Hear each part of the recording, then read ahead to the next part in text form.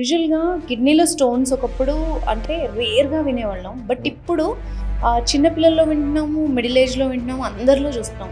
ఏమన్నా particular reason ఉందా దీనికి?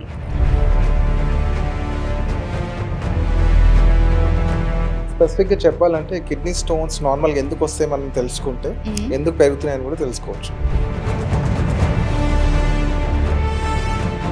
జనరల్‌గా కొన్ని చిట్కాలు గానీ, హ్మ్. మీరన్నట్టు ఆయుర్వేదంలో గానీ, హ్మ్. కొన్ని రకాల మందులతో కిడ్నీ స్టోన్స్ కరుగుతాయని చెప్తారు. అది హ్మ్. ఎంతవరకు కరెక్ట్? ఓకే. కంప్లీట్‌గా స్టోన్స్ కరిగిపోతాయి అనేది ఇట్స్ ఎ మిత్. అది అబద్ధమండి. సో, మనం డైట్‌లో ఏం చేయాలి స్టోన్ ఫార్మ్ అవ్వకుండా అంటే, ఈ ఆక్సలేట్ ఎక్కువ ఉండే పదార్థాలు తీసుకోవద్దు. టొమాటోలో, స్పినాచ్‌లో, పాలకూరలో, వంకాయలో, క్యాబేజీ, కాలీఫ్లవర్ వీటిలో ఎక్కువ ఉంటుంది ఓకే. ఆక్సలేట్స్ అనేది. క్యాన్సర్ అనగానే మనకి తెలిసినవి లంగ్ క్యాన్సరో లేకపోతే రకరకాల క్యాన్సర్స్ మనం చూస్తాం. హ్మ్. బట్ కిడ్నీ క్యాన్సర్స్ గురించి ఎక్కువ ఎవరు మాట్లాడరు. 2 కిడ్నీస్ ఖరాబ్ అయితుంటాయి కదా! సో, హ్మ్. మనం ఆ 2 కిడ్నీస్ తీసేసి వాటి ప్లేస్‌లో ఒక కొత్త కిడ్నీ పెట్టము. హుహు. వేరే ప్లేస్‌లో కిడ్నీ పెడతామనమాట. ఓకే. ఇది అలాగే అది ఉంటుందండి? అలాగే ఉంటుంది. వాళ్ళు ఓహ్! వాళ్ళు లిటరల్లీ 3 కిడ్నీస్‌తో ఉంటారు.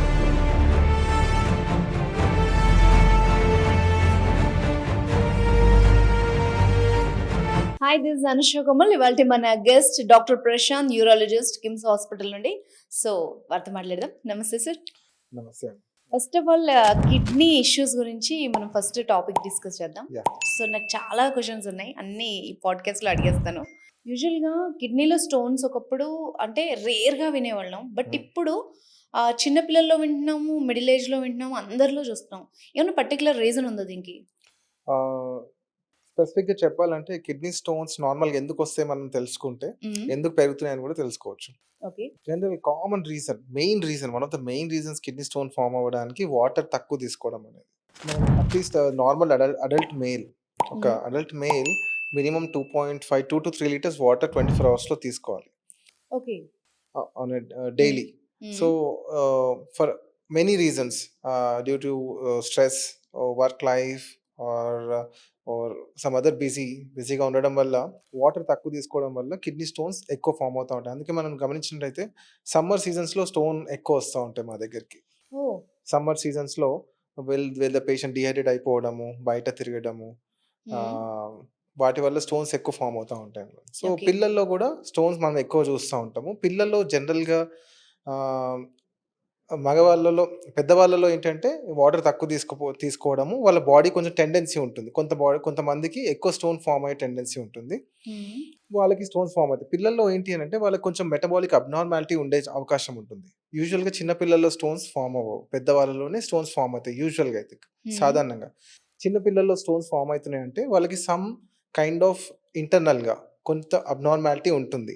అంటే కాల్షియం ప్రాసెస్ చేయడం అన్నా, కాల్షియం అబ్జార్బ్ చేసుకోవడం అన్నా, ఆర్ యూరిన్‌లో కాల్షియం సెక్రీట్ చేయడం అన్నా, ఆర్ ఆక్సలేట్ అనే ఒక ఏదైతే మనకు స్టోన్ కాంపోజిషన్ ఉంటుందో, హ్మ్. దాంట్లో ఆ పదార్థాలు బాడీలో ఉండే ఆ పదార్థాలు అబ్నార్మల్‌గా ప్రొడక్షన్ అవ్వడము ఆర్ అబ్నార్మల్‌గా సెక్రీట్ అవ్వడం యూరిన్‌లో. హ్మ్. అది చిన్న పిల్లల్లో ఉండే అవకాశం ఉంటుంది. ఓకే. సో, అందుకనే చిన్న పిల్లల్లో స్టోన్స్ వచ్చినప్పుడు ఏంటంటే, మనం ఎవాల్యుయేట్ చేస్తాం. వాళ్ళకి ఇలాంటియన్నీ ఏమన్నా ఉన్నాయా? ప్రాబ్లమ్స్ ఏమన్నా ఉన్నాయా? అని జెప్పేసి వాళ్ళకి కంప్లీట్‌గా ఎవాల్యుయేషన్ చేస్తామనమాట. సో, వాటిని ట్రీట్ చేస్తే తప్ప ఒకసారి స్టోన్ ఫార్మ్ అయ్యి సర్జరీ చేసి తీయొచ్చు కానీ, మళ్ళీ మళ్ళీ స్టోన్స్ ఫార్మ్ అయితా ఉంటాయి. ఓహ్! ఓకే. పెద్దవాళ్ళలో ఏంటి అనంటే, యూజువల్‌గా వాటర్ తక్కువ తీసుకోవడం అనేది one of the main reasons ఉంటాయి. హ్మ్. మిగతా కొంచెం డైట్ చేంజెస్ వల్ల కంట్రోల్‌లో ఉంటుంది. రెగ్యులర్‌గా అబ్జర్వేషన్‌లో పెట్టేస్తే, ఫాలో అప్‌లో పెట్టేస్తే సరిపోతుంది. చిన్న పిల్లల్లో డెఫినైట్‌లీ ఎవాల్యుయేట్ చేయాలి. సమ్‌టైమ్స్ కొన్ని causes are very dangerous also. వాళ్ళకి ఓవరాల్ డెవలప్‌మెంట్‌కి కూడా. సో, హుహు. వాటిని ఐడెంటిఫై చేసి, వాటికి ప్రాపర్ ట్రీట్‌మెంట్ ఇవ్వాలి స్టోన్స్‌కే కాకుండా. ఓకే.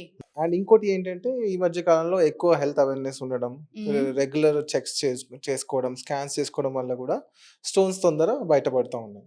ఓకే. నార్మల్‌గా చిన్న స్టోన్స్ అయితే యూజువల్‌గా మన యూరిన్‌లో వెళ్ళిపోతాయి. 5 కంటే చిన్న స్టోన్స్ ఉంటే మన యూరినరీ ట్రాక్ట్‌లో నుంచి కింద పడిపోతా ఉంటాయి. హ్మ్. అండ్ ఇంకోటి స్టోన్స్ కరగడం అనేది ఉండదు. హుహు. కిడ్నీ స్టోన్స్ అనేది కరిగిపోవడం అనేది ఉండదు. కొన్ని స్టోన్స్ యూరిక్ యాసిడ్ స్టోన్స్, కొన్ని స్టోన్స్ మేబీ కొంచెం కరగొచ్చేమో కానీ నార్మల్‌గా అయితే స్టోన్స్ పడిపోవాలి. సో, చిన్న సైజ్ ఉన్నప్పుడే మనం వాటర్ మంచిగా తీసుకొని వాటంతట అవే పడిపోతే సరిపోతుంది.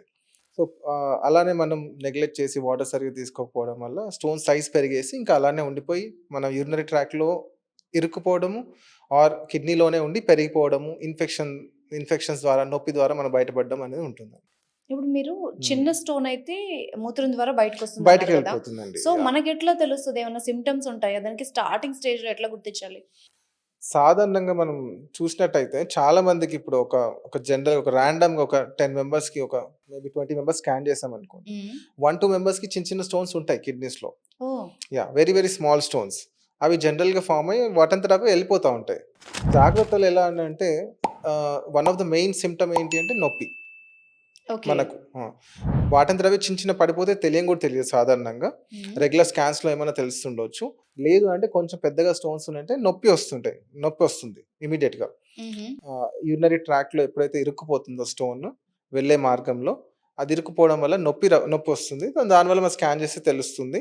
మెడికల్ మేనేజ్‌మెంట్ చిన్న స్టోన్స్ అయితే ఏంటంటే మెడికల్ మేనేజ్‌మెంట్ మెడిసిన్స్ ద్వారా, ఎక్కువ హైడ్రేషన్ ద్వారా అదే పాస్ అయిపోతూ ఉంటుంది. యూజువల్‌గా హ్మ్. బ్యాక్ పెయిన్ వస్తే స్టోన్స్ ఉన్నాయేమో చెక్ చేసుకోండి అని చెప్తూ ఉంటారు. అవునవును. యాహ్! బట్ మీరన్నట్టు యాజ్ ఇట్ ఈజ్ అదే లక్షణం ఉంటుందా? ఇంకేమన్నా అదర్ సింప్టమ్స్ మనం హ్మ్. చూడొచ్చా?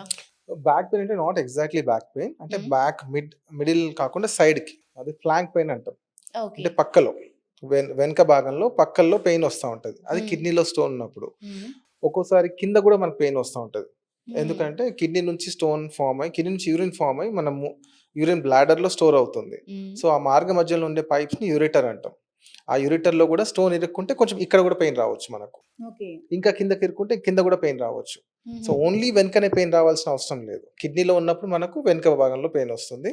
కింద యూరేటర్‌లో ఇరుక్కున్నప్పుడు ఆ పైప్ అనేది ఉంటుంది హ్మ్. కనెక్టింగ్ మన యూరినరీ బ్లాడర్‌కి, కిడ్నీస్‌కి. సో, అందులో ఇరుక్కున్నప్పుడు మనకు కింద గూడా పెయిన్ రావచ్చనమాట. హుహు. హ్మ్. అండ్ అండ్ దాంతో పాటు ఇంకేం సింప్టమ్స్ వస్తున్నాయి. ఓన్లీ పెయిన్ ఆ! ఒక్కటే కాదు. ఓకే. ఆహ్, మనకు కిడ్నీ పెయిన్‌తో పాటు ఫీవర్ వచ్చే ఛాన్స్ ఉంటుంది. ఇన్ఫెక్షన్ అయితే బ్లాక్ హ్మ్. అవ్వడం వల్ల ఆర్ స్టోన్ ఉండడం వల్ల కూడా ఇన్ఫెక్షన్ వస్తే ఫీవర్ వచ్చే ఛాన్స్ ఉంటుంది. ఇంకోటి మెయిన్‌గా మనకు ఐడెంటిఫై చేయాలి. కిడ్నీ పెయినే అయ్యుండొచ్చు అని చెప్పడానికి మెయిన్ ఇంకొక సింప్టమ్ ఏముంటుంది దాంతో పాటు వామిటింగ్స్ అవుతా ఉంటాయి. Okay. That is one of the typical symptom of kidney pain. Oh! So, అదొచ్చింది అంటే 90% మన కిడ్నీ స్టోనే ఉండొచ్చు. అంటే వెనక భాగంలో పెయినొస్తుంది. పెయిన్ హ్మ్. వెనక నుంచి ముందుకు వస్తుంది. వచ్చినప్పుడు వామిటింగ్ సెన్సేషన్ వస్తది. కొంతమంది వామిటింగ్ గూడా అయిపోతుంది. ఓకే. వామిటింగ్. సో, అలా వచ్చినప్పుడు మనము almost we can be certain that it could be kidney stone అని జెప్పి మనము స్కాన్ చేయించుకొని ఇమ్మీడియేట్‌గా యూరాలజిస్ట్‌ని కన్సల్ట్ చేయడము. హ్మ్. Ultrasound main first scan is ultrasound. Ultrasound చేసుకొని మనం ఎక్కడ స్టోన్ ఉంది? ఎంత సైజ్ ఉంది? ఏం ట్రీట్మెంట్ సర్జరీ అవసరం పడుతుందా? మెడికల్ మేనేజ్‌మెంట్ అని చెప్పేసి వి కెన్ కన్సల్ట్. పెయిన్ అనేది స్టోన్ వల్ల వచ్చే పెయిన్ అనేది మనం హ్మ్. ఏ పొజిషన్‌లో అయినా గూడా అది సెటిల్ అవ్వదు. ఇట్ ఆహా! Keeps on coming. Okay. Without change in position వల్ల కూడా ఆహ్, ఎటువంటి పొజిషన్‌లో కూడా మనకు అది రిలీవ్ అవ్వదు. అండ్ అది హుహు. ఇంటర్మిటెంట్‌గా వచ్చి పోతా ఉంటుంది. కంటిన్యూయస్ పెయిన్ అనేది కూడా ఉండదు. సో, హుహు. ఇదంతా మెయిన్ సింప్టమ్స్ కిడ్నీ స్టోన్ ఉండొచ్చు అని ఐడెంటిఫై చేయడానికి. ఓకే. హ్మ్. అండ్ మెయిన్‌గా జనరల్ మిత్ అనుకోవచ్చు, ఫ్యాక్ట్ అనుకోవచ్చు. హ్మ్. అందరూ ఏం చెప్తారంటే, పాలకూర, టమాటా తింటే హ్మ్. కలిపి తింటే కిడ్నీలో స్టోన్స్ వస్తాయంటారు. అది హ్మ్. ఎంతవరకు కరెక్ట్? మిత్, ఫ్యాక్ట్ తెలుసుకునే ముందు వాట్ ఈస్ ఫ్యాక్ట్ తెలుసుకోవాలి మనం. హ్మ్. సో, ఫ్యాక్ట్ ఏంటి అనంటే కిడ్నీ స్టోన్స్ కాంపోజిషన్ హ్మ్. కాల్షియం, ఆక్సలేట్, ఫాస్ఫేట్ ఇవే హ్మ్. ఉంటాయి. స్టోన్ కంపోజిషన్ అంటే స్టోన్ వీటి ద్వారా ఫార్మ్ అవుతుంది. ఓకే. సో, ఎటువంటి కారణం వల్లనైనా హ్మ్. మన బాడీలో ఇది ఎక్కువ ప్రొడక్షన్ అవ్వడము. కాల్షియం అన్నా, యూరిక్ యాసిడ్ అన్నా, ఫాస్ఫేట్ అన్నా, ఆక్సలేట్ అన్నా ఎక్కువ ప్రొడక్షన్ అవ్వడము ఆర్ సరిగా యూరిన్‌లో ఎక్కువ వెళ్ళిపోవడం. హ్మ్. యూరిన్‌లో ఎక్కువ సెక్రీట్ అవ్వడం. ఇది ఏ కారణం వల్ల ఇది జరిగినా మనకు కిడ్నీలో ఆ 2 ప్రెసిపిటేట్ అయ్యి స్టోన్ ఫార్మ్ అయ్యే ఛాన్స్ ఉంటుంది. ఓకే. అంటే calcium oxalate, calcium phosphate, uric acid అట్లా ఆ హ్మ్. కంపోజిషన్‌తో స్టోన్ ఫార్మ్ అయితా ఉంటది. సో, మనం డైట్‌లో ఏం చేయాలి స్టోన్ ఫార్మ్ అవ్వకుండా అంటే, ఈ ఆక్సలేట్ ఎక్కువ ఉండే పదార్థాలు తీసుకోవద్దు. హ్మ్. ఆక్సలేట్ అనేది అది మనకు టొమాటోలో, స్పినాచ్‌లో, పాలకూరలో, వంకాయలో, హ్మ్. క్యాబేజీ, కాలీఫ్లవర్ వీటిలో ఎక్కువ ఉంటుంది ఓకే. ఆక్సలేట్స్ అనేది. హ్మ్. అండ్ మనం కొంతమంది కాల్షియం సప్లిమెంటేషన్స్ కూడా తీసుకుంటారు. అంటే కాల్షియం లెవెల్స్ నార్మల్ ఉన్నా కూడా సప్లిమెంటేషన్ తీసుకుంటే వాళ్ళకి కూడా స్టోన్ ఎక్కువ ఫార్మ్ అయ్యే ఛాన్స్ ఉంటుంది. ఓహ్! హ్మ్. సో, ఇది తినడం వల్ల డైరెక్ట్ స్టోన్ ఫార్మ్ అయిద్దని కాదు. స్టోన్ ఆల్రెడీ ఒకసారి స్టోన్ ఫార్మ్ అయింది. హ్మ్. వాళ్ళకి ఈ జాగ్రత్తలు తీసుకోవాలి. మనం ముందు ఓకే. నుంచే ఇవి అవాయిడ్ చేయడానికి ఏమి అవసరం లేదు. హ్మ్. అవాయిడ్ కూడా అంత చేయలేం కూడా. Tomato hmm. అనేది మన common ingredient in every Indian household. So we can't avoid tomato also all together at least. So already ఒకసారి స్టోన్ ఫామ్ అయింది or family history of stones ఉన్నాయి ఆర్ అలా ఉన్నప్పుడు మనము ఈ ఫుడ్స్ని అవాయిడ్ చేయాలి. ఓకే. అండ్ పర్టికులర్గా బాడీ టైప్ కూడా ఏమన్నా ఉంటుందా, వీళ్ళకే ఫామ్ అవుతుంది వీళ్ళకే ఎక్కువ వస్తాయి అన్నది? Stone formers, non stone formers అని అంటాం అనమాట. So some bodies will have more tendency to form stones. It's that is not complete abnormality అని చెప్పడానికి లేదు, కానీ కొంతమందికి ఎక్కువ స్టోన్ ఫామ్ అయ్యే టెండెన్సీ ఉంటుంది. అంటే ఓకే. వాళ్ళకి యూరిన్లో ఎక్కువ కాల్షియం వెళ్ళడము, ఎక్కువ ఆక్సలేట్ సెక్రీట్ అవ్వడం యూరిన్లో, ఆర్ కాల్షియం ఎక్కువ అబ్జార్బ్ అవ్వడము, ఇలాంటి టెండెన్సీ ఉంటుంది కొంతమందికి. వాళ్ళకి స్టోన్ ఫార్మర్స్ అంటాం. సో వాళ్ళలో ఎక్కువ స్టోన్స్ ఫామ్ అయ్యే ఛాన్స్ ఉంటుంది. అంతేకాని స్పెసిఫిక్గా we can't screen for them. ముందే స్క్రీనింగ్ చేయలేము వాటి గురించి. ఓకే. అండ్ ఒకవేళ నెగ్లెక్ట్ చేస్తే ఎంత సివియర్ సిచ్యువేషన్స్ వస్తాయి స్టోన్స్ అనేది? ఫస్ట్ ఆఫ్ ఆల్ స్టోన్స్ ఉన్నాయని తెలిసిన ఆర్ మనకేమైనా సిమ్టమ్స్ వచ్చినా ఇమీడియట్గా you should consult doctor, urologist. And ఇమీడియట్గా మనం ఫస్ట్ చేసేది అల్ట్రాసౌండ్ స్కాన్. అల్ట్రాసౌండ్ స్కాన్ ద్వారా ఇనీషియల్ స్క్రీనింగ్ టెస్ట్, అంటే స్టోన్స్ ఎంత ఉన్నాయి, ఎక్కడ ఉన్నాయి, ఎంత సైజు ఉన్నాయని తెలుస్తుంది. కొన్నిసార్లు అల్ట్రాసౌండ్లో కూడా మనకు అంత యూరినరీ ట్రాక్లో స్టోన్స్ క్లియర్గా తెలియకపోవచ్చు. అప్పుడు మనం సిటీ స్కాన్ చేయాల్సి ఉంటుంది. సిటీ స్కాన్ చేస్తే కంప్లీట్గా తెలుస్తుంది ఎలాంటి స్టోన్స్ ఉన్నాయి, ఎంత సైజ్ స్టోన్స్ ఉన్నాయి, అంటే ఎంత హార్డ్ స్టోన్స్, అవి కూడా మనకు సిటీలో ఎస్టిమేట్ చేయొచ్చు ఎంత సైజు ఉన్నాయని చెప్పేసి. సో చిన్న సైజ్ స్టోన్స్ అయితే మనం మెడిసిన్స్ ఇచ్చేసి ఎక్కువ నీళ్ళు తీసుకుంటే అవే పాస్ అయిపోతుంటాయి. పెద్ద సైజ్ స్టోన్ అయితే ఏంటి అంటే కిడ్నీలో నార్మల్గా కిడ్నీలో అడ్డుపడడానికి ఏముండదు. కిడ్నీ నుంచి కింద యూరిన్ బ్లాడర్లో యూరిన్ స్టోర్ అవుతుంది. ఆ మధ్యలో ఉండే పైప్ని యూరేటర్ అంటాము. యూరిన్లో అడ్డుపడితే మనకు పెయిన్ వస్తుంది. చాలా మందికి ఏంటంటే కిడ్నీలో స్టోన్స్ చాలా పెద్ద సైజ్ అయ్యే వరకు కూడా ఏం సిమ్టమ్స్ ఉండవు. సో మనం ఆ యూరేటర్ అనే ఆ పైప్లో అడ్డుపడింది అని అంటే, ఎక్కువ వాపు వచ్చింది, పెద్ద సైజ్ స్టోన్ అడ్డుపడింది అంటే ఇమీడియట్గా సర్జరీకి వెళ్ళాల్సి ఉంటుంది. అలానే వదిలేస్తే కిడ్నీలో కూడా వాపు వచ్చేసి ఇన్ఫెక్షన్ వచ్చేసి కిడ్నీ మొత్తం డ్యామేజ్ అయ్యే ఛాన్స్ ఉంటుంది. లేట్ స్టేజ్లో అలానే వదిలేసి కిడ్నీ డ్యామేజ్ అయ్యే ఛాన్స్ ఉంటుంది. సో అలా పెద్ద సైజ్ స్టోన్స్ ఉన్నాయి అంటే ఇమీడియట్గా ట్రీట్మెంట్ చేయాల్సిందే. చిన్న సైజ్ స్టోన్స్ ఉంటే మాత్రమే మనము మెడికల్ మేనేజ్మెంట్తో ఓన్లీ మెడిసిన్స్ తీసుకొని వాటర్ ఎక్కువ తీసుకుంటే సరిపోతుంది. వదిలేస్తే ఇన్ఫెక్షన్స్ రావడము, కిడ్నీ డ్యామేజ్ అవ్వడము, రెండు కిడ్నీలో కూడా స్టోన్స్ ఉంటే మొత్తానికి 2 కిడ్నీసే డ్యామేజ్ అయ్యి డయాలసిస్ వరకు కూడా వెళ్ళే ఛాన్సెస్ ఉంటాయి. చాలా మంది నెగ్లెక్ట్ చేస్తారు.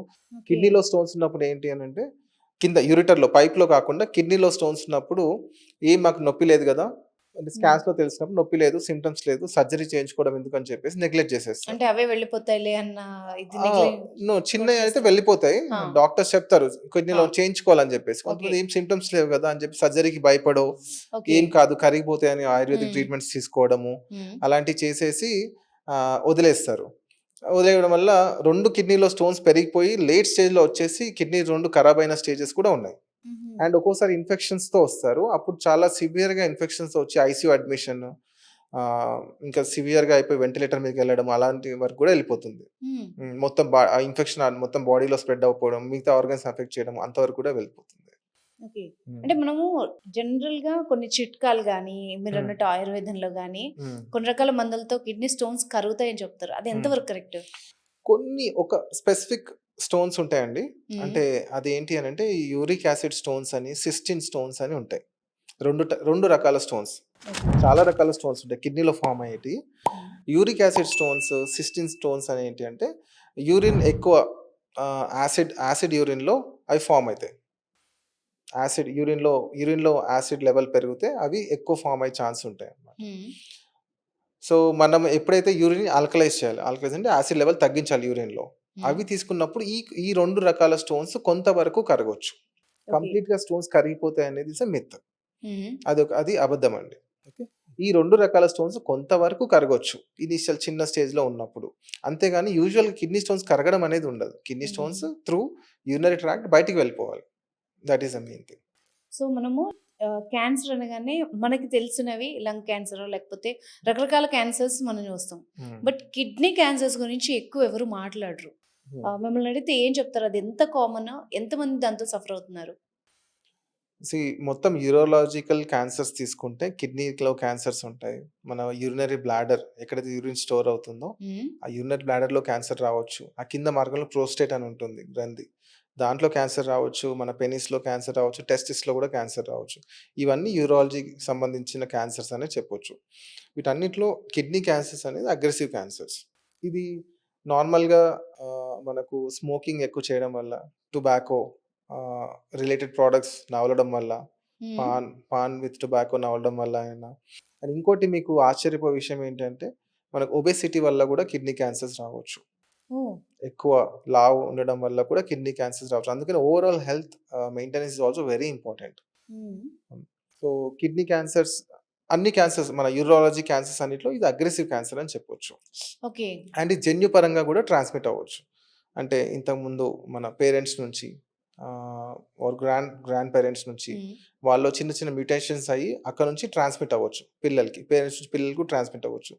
వీటిలో సైన్స్ అని యూజువల్‌గా ఈ కిడ్నీ క్యాన్సర్ అనేది అరౌండ్ 50+ తర్వాతనే వస్తా ఉంటాయి. ఓకే. కాకపోతే ఈ జన్యుపరంగా ట్రాన్స్మిట్ అయ్యేటివి ఏంటి అంటే యంగ్ ఏజ్‌లో వస్తాయి.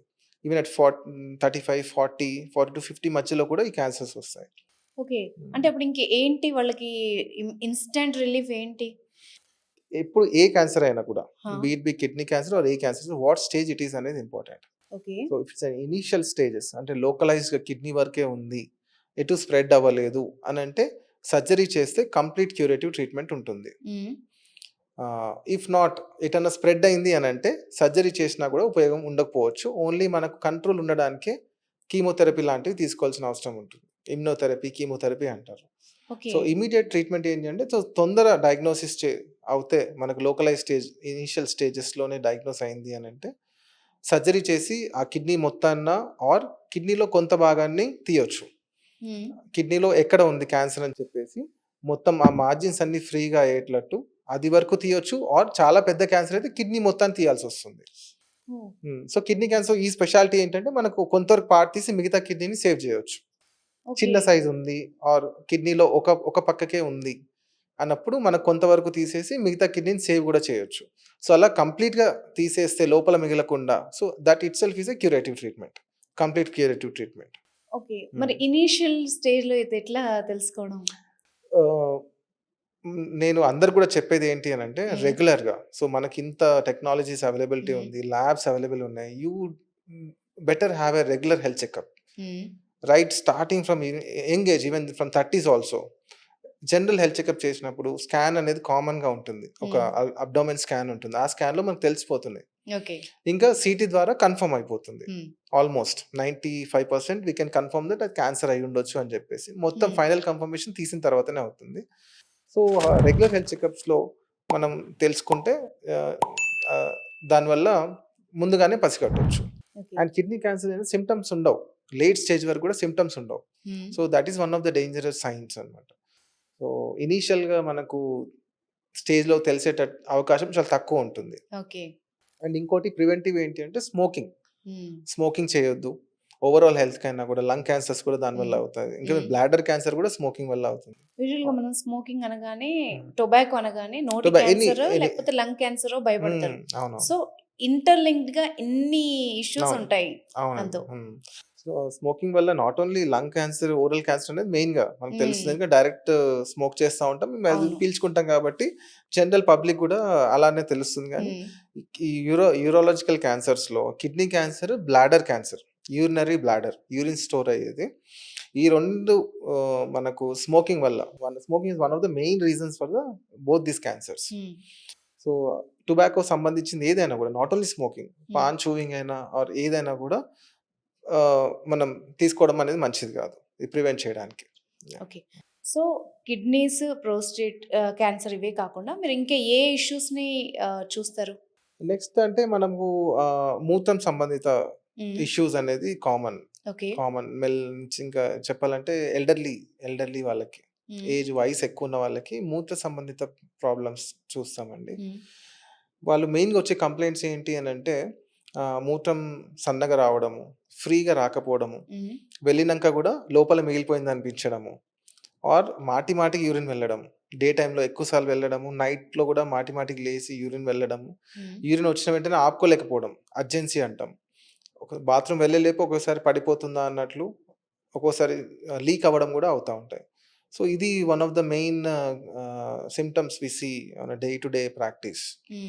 అది కామన్గా ఎల్డర్లీ మెయిల్స్లో వస్తూ ఉంటుంది. అది మెయిన్ కారణం ఏంటి అని అంటే ప్రోస్టేట్ గ్రంథి అని ఒకటి ఉంటుంది మనకు. యూరినరీ బ్లాడర్ కింద యూరిన్ వెళ్ళే మార్గంలో ప్రోస్టేట్ గ్రంథి ఉంటుంది. మగవాళ్ళలో మాత్రమే ఉంటుంది. అది వయసుతో పాటు అది పెరుగుతూ ఉంటుంది. సో కొంతమందికి ఆ పెరిగే క్రమంలో ఆ యూరిన్ వెళ్ళే మార్గాన్ని కంప్రెస్ చేస్తూ ఉంటాం. ఒత్తిపడడం వల్ల మార్గం నేరో అయిపోయి యూరిన్ ఫ్రీగా వెళ్ళలేకపోవడము, వాళ్ళు ప్రెషర్ పెట్టి వెళ్ళాల్సి రావడము, సన్నగా రావడము, ఇవన్నీ ప్రాబ్లమ్స్ వస్తూ ఉంటాయి. అండ్ యూరినరీ ఇన్ఫెక్షన్స్లో కూడా ఇవన్నీ ప్రాబ్లమ్స్ వస్తూ ఉంటాయి. ఓకే. కొంతమందిలో యూరిన్లో బ్లడ్ కనిపిస్తూ ఉంటుంది. అది ఎంత సివియర్ అంటే ఏ సిచ్యువేషన్ లో కనిపిస్తుంది? Okay. So it's a broad causes ఉంటాయి దీనికి. యూరిన్‌లో బ్లడ్ రావడం అనేది ట్రివియల్ అంటే ఏమి పెద్ద కారణం ఏమి ఉండకపోవచ్చు. వన్స్ ఇన్ ఎ వైల్ రావచ్చు నుంచి చాలా ప్రాణాంతకమైన వరకు ఉంటుంది స్పెక్ట్రమ్. ఓకే. సో బ్లడ్ వచ్చింది అని అంటే నెగ్లెక్ట్ చేయడానికి లేదు. యూరిన్‌లో బ్లడ్ వచ్చింది, ఒకసారి వచ్చింది మళ్ళీ రాలేదని చెప్పి లైట్ తీసుకోవడానికి లేదు. So once it has to be addressed. అంటే ఏదైనా కాజ్ ఉందా లేదా అని చెప్పేసి. అంటే మనకు చాలా కారణాలు ఉంటాయి యూరిన్‌లో బ్లడ్ రావడానికి. యంగ్ ఏజ్ నుంచి ఓల్డ్ ఏజ్ వరకు ఎవరిలో అయినా యూరిన్‌లో బ్లడ్ రావచ్చు. యూరిన్‌లో ఇన్ఫెక్షన్ ఉన్నా బ్లడ్ వస్తుంది. స్టోన్ ఉన్నా కూడా బ్లడ్ వస్తుంది. స్టోన్ ఇరుక్కుపోయి రాపిడ్ వల్ల అక్కడ దానివల్ల బ్లడ్ రావచ్చు. క్యాన్సర్స్ ఉన్నా కూడా బ్లడ్ వస్తాయి. కిడ్నీ క్యాన్సర్స్ ఉన్న బ్లడ్ వస్తుంది. మనకు యూరినరీ బ్లాడర్లో క్యాన్సర్ ఉన్న బ్లడ్ వస్తుంది. ఆర్ ఇంకా చిన్న వాళ్ళలో యంగ్ ఏజ్ వాళ్ళలో కిడ్నీస్ కొంతమందికి ముందు నుంచే డ్యామేజ్ అవ్వడం స్టార్ట్ అవుతూ ఉంటాయి కొన్ని డిసీజెస్ వల్ల. గ్లోమెరులో నెఫ్రైటిస్ అంటాము. దానికి చాలా కారణాలు ఉంటాయి. ఇంకోటి ఐజీఏ నెఫ్రోపతి అంటాము. సో వాటి కారణాల వల్ల కూడా చిన్నప్పటి నుంచే కిడ్నీస్ ఖరాబ్ 2 కిడ్నీస్ పాడైపోవడము, లేట్ స్టేజ్లో ఉండి వాళ్ళకి ట్రాన్స్ప్లాంట్ కూడా అవసరం పడడము, అంతవరకు వెళ్ళే ఛాన్స్ ఉంటాయి. వాళ్ళల్లో కూడా బ్లడ్ రావచ్చు. ఓకే. సో ఇన్ని కారణాలు ఉంటాయి కాబట్టి మనకు బ్లడ్ వచ్చిన వెంటనే ఏ ఏజ్ గ్రూప్ వాళ్ళైనా కూడా ఇమీడియట్గా డాక్టర్ని కన్సల్ట్ చేయాలి. కాజ్ ఏంటో తెలుసుకోవాలి. దాన్ని కరెక్టబుల్ కాజ్ అయితే ట్రీట్ చేయాలి. కొంతమందికి నార్మల్గా కూడా అప్పుడప్పుడు యూరిన్లో బ్లడ్ రావచ్చు. అంటే హెవీ సైక్లింగ్ చేసినప్పుడు, చాలా రన్నింగ్ చేసినప్పుడు or once in a while యూరిన్లో బ్లడ్ రావచ్చు. బట్ టెస్ట్ అనేది చేయించుకోవాలి. అండ్ వాళ్ళలో టెస్ట్ చేయించుకున్నప్పుడు యూరిన్లో మళ్ళీ బ్లడ్ లేదన్నా కూడా మళ్ళీ ఫాలోఅప్లో ఒకసారి టెస్ట్ చేయించి బ్లడ్ రావట్లేదని కన్ఫర్మ్ చేసుకొని స్కాన్ చేయించి వేరే కాజ్ ఏం లేదన్నప్పుడు ఫాలోఅప్లో ఉంచుకోవాలి. ఓకే. సో యూరిన్లో బ్లడ్ వస్తే definitely it has to be addressed. Doctor has to see, urologist has to see and rule out any other dangerous causes and it has to be treated. Okay. అంటే ఇప్పుడు నాకు general question ఉంది. చెప్పండి. ఎలాంటి health issue ఉన్నా first doctor దగ్గరికి వెళ్ళగానే urine test చేస్తారు. అంటే ఎందుకు దానికి ఏమైనా పర్టికులర్ రీజన్ ఉంటుందా? అన్ని డిసీజెస్ తెలుస్తాయా? నాట్ స్పెసిఫికల్లీ అండి. అంటే నార్మల్ జనరల్ హెల్త్ చెకప్స్లో యూరిన్ టెస్ట్ అనేది ఉంటుంది. యూరిన్లో ఏంటి అని అంటే ఇట్ ఈస్ మనకు బాడీలో ఉండే డిసీజెస్కి మనకు ఇండైరెక్ట్ సైన్స్ అనేవి యూరిన్లో ఉంటాయి. ఇప్పుడు యూరినరీ ట్రాక్లో స్టోన్స్ స్టోన్స్ ఉంటే మనకు యూరిన్ ఎగ్జామినేషన్లో స్టోన్ క్రిస్టల్స్ కనిపిస్తాయి. ఓకే. బ్లడ్లో గ్లూకోజ్ ఎక్కువైంది అనుకోండి, యూరిన్లో గ్లూకోజ్ కనిపిస్తుంది మనకు. సో అలా డయాబెటీస్ అని కూడా డయాగ్నోస్ జస్ట్ యూరిన్ టెస్ట్తోనే మనం we can diagnose even diabetes also. మనకు బాడీలో at a certain thresh hold glucose కొంత లెవెల్కి మించి క్రాస్ అయితే తప్పితే మనకు యూరిన్లో రాదు. అంతవరకు బాడీలోనే అబ్జర్వ్ అయిపోతుంది. సో ఆ లెవెల్ పెరిగితే యూరిన్లో బ్లడ్ వస్తుంది, ప్రోటీన్ వస్తుంది. కిడ్నీస్ ఖరాబ్ అయితే యూరిన్లో ప్రోటీన్ పాస్ అవుతుంది. యూరిన్లో జనరల్గా ప్రోటీన్ రాదు. ఓకే. అండ్ కొన్ని ఇన్ఫెక్షన్స్ ఉంటే యూరిన్లో మనకు పస్సెల్స్ కనిపిస్తాయి, యూరిన్లో చీమ్ కణాలు కనిపిస్తాయి, బ్యాక్టీరియా కనిపిస్తుంది. అండ్ ఇంకా చాలా డిసీజెస్ ఇలా చెప్పుకుంటూ పోతే సో యూరిన్లో మనకు చాలా సైన్స్ తెలుస్తాయి అన్నమాట. అందుకే రొటీన్ హెల్త్ చెకప్లో యూరిన్ ఎగ్జామినేషన్ అనేది ఉంటుంది. సో అది ఉంది అని అంటే ఓకే, ఇది ఉంది అంటే there should be some other cause leading to that in the urine అని చెప్పేసి ఎవాల్యుయేట్ చేయడానికి మనకు ఉపయోగపడుతుంది. సో అందుకని urine examination must should be a part of routine health checkup. Okay. జనరల్గా జనాలు ఎలా అంటే ఇది మంచిది అంటే దాన్ని ఎక్కువ తింటారు. ఒకప్పుడు ప్రోటీన్ గురించి మనం మాట్లాడే వాళ్ళం కాదు. బట్ ప్రోటీన్ మంచిది అనగానే ఎక్కువ తినేవాళ్ళు చాలా మంది ఉన్నారు. సో, హ్మ్. దానివల్ల కిడ్నీ డ్యామేజ్ అవుతుందని కూడా చెప్తున్నారు డాక్టర్స్. హుహు. సో, ఎలా రిలేట్ అవుతుంది? ఎంత పర్సెంటేజ్ తీసుకోవాలి? ఎంత డ్యామేజ్ చేస్తుంది హ్మ్. కిడ్నీస్‌ని? నార్మల్‌గా ఏంటి అనంటే ప్రోటీన్ డైరెక్ట్‌లీ కిడ్నీస్ ఏం డ్యామేజ్ చేయదు. ఓకే. కిడ్నీ డ్యామేజ్ ఉన్నవాళ్ళు ప్రోటీన్ లిమిటెడ్‌గా తీసుకోవాలి. దిస్ ఆహా! Other ways. Okay. Kidney damage ఉన్నవాళ్ళు ప్రోటీన్ తక్కువ తీసుకోవాల్సి ఉంటది కొంచెం. హ్మ్. ఓకే. నార్మల్‌గా మనకు ప్రోటీన్ అరౌండ్ డైలీ రిక్వైర్మెంట్ అంటే మనకు 1 గ్రామ్ పర్ కేజీ హ్మ్. 1 ఎంజీ పర్ కేజీ అలా ప్రోటీన్ రిక్వైర్మెంట్ ఉంటుంది. ఓకే. కిడ్నీ డ్యామేజ్ ఉన్న వాళ్ళకి ఈ ప్రోటీన్ ప్రాసెస్ చేయడం అనేది డిఫికల్ట్ ఉంటుంది. ఆహా! ఓకే. సో, వాళ్ళకి తక్కువ లిమిటెడ్ తీసుకోవాల్సి ఉంటుంది. అండ్ కిడ్నీ పరంగా, కిడ్నీ స్టోన్స్‌కి పరంగా ఏంటి అనంటే హ్మ్. యానిమల్ ప్రోటీన్ తినడం వల్ల బాడీలో యూరిక్ యాసిడ్ లెవెల్స్ పెరుగుతాయి. ఓకే. లైక్ ఈ చికెనా? Chicken, okay. మటన్, ఎగ్స్ కూడానా? ఎగ్స్ ఏం గాదు. ఓకే. మెయిన్‌గా చికెన్, మటన్ ఇవి ఎక్కువ హ్మ్. యానిమల్ హ్మ్. ప్రోటీన్. హ్మ్. ఫిష్ కంటే గూడా. ఫిష్ తక్కువనే. అంటే ఓకే. సీ ఫుడ్ తక్కువనే. బట్ యానిమల్ ప్రోటీన్ అన్నప్పుడు మనము మటన్, చికెన్ ఇలాంటివి తీసుకున్నప్పుడు యూరిక్ యాసిడ్ లెవెల్స్ పెరుగుతాయి. హ్మ్. యానిమల్ ప్రోటీన్ కన్వర్ట్ అయ్యే టైంలో మనకు బాడీలో మెటబాలిజం జరిగే టైంలో యూరిక్ యాసిడ్ లెవెల్స్ పెరిగి హుహు. దానివల్ల కిడ్నీ స్టోన్స్ వచ్చే ఛాన్సెస్ ఉంటాయి ఎక్కువ. So, okay. యానిమల్ ప్రోటీన్ కొంచెం లిమిటెడ్‌గా తీసుకోవాల్సి ఉంటుంది. అండ్ కిడ్నీలో ఆల్రెడీ స్టోన్స్ ఉన్నవాళ్ళు తక్కువ తీసుకోవాలి. అవాయిడ్ హ్మ్. చేస్తే మంచిది. అండ్ కిడ్నీ డ్యామేజ్ ఉన్నవాళ్ళు ప్రోటీన్ ఇంటేక్ తక్కువ తీసుకోవాలి. So, okay. This is other ways మీరు అడిగిన క్వెషన్‌కి. ఓకే. ఓకే. హ్మ్. మనం మనకు బాడీ డైలీ హ్మ్. రిక్వైర్మెంట్ ఉన్న ప్రోటీన్ తీసుకుంటే సరిపోతుంది. So, okay. నార్మల్ బాడీ బిల్డింగ్‌కి కొంచెం ఎక్కువ ప్రోటీన్ తీసుకుంటే దట్ ఈస్ ఫైన్. హ్మ్. అంతే.